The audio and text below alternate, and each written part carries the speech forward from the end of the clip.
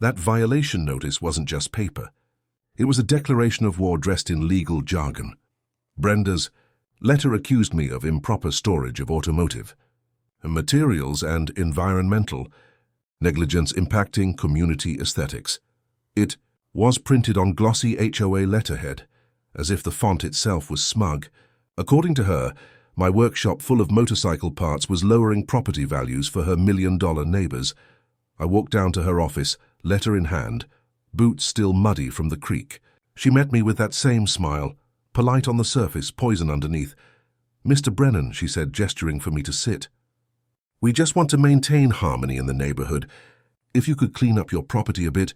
I cut her off. "This property predates your neighborhood by 70 years.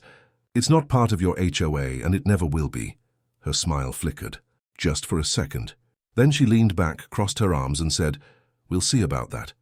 A week later, county inspectors showed up again. Same guys, different excuse. This time it was a noise complaint.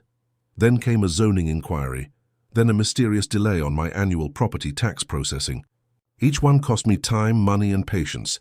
Brenda had connections, or at least she thought she did. But she underestimated one thing. I wasn't some cranky old man tinkering in his shed. I was a retired hydrologist, 30 years with the Army Corps of Engineers. My grandfather built this creek. I understood every inch of it, every rock, every seasonal flow pattern. So I fought back the only way I knew how. With paperwork thicker than hers, I mailed her a certified response citing Colorado Revised Statute 33.3 Duty 17, property rights exemptions for pre-existing landholdings. I included copies of my grandfather's 1873 water deed and photographs proving the creek's original boundaries.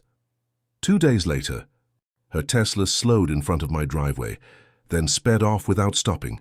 That was the moment I knew she'd read it and realized she was out of her depth. But she didn't back down. People like Brenda never do. They double down, especially when they're wrong.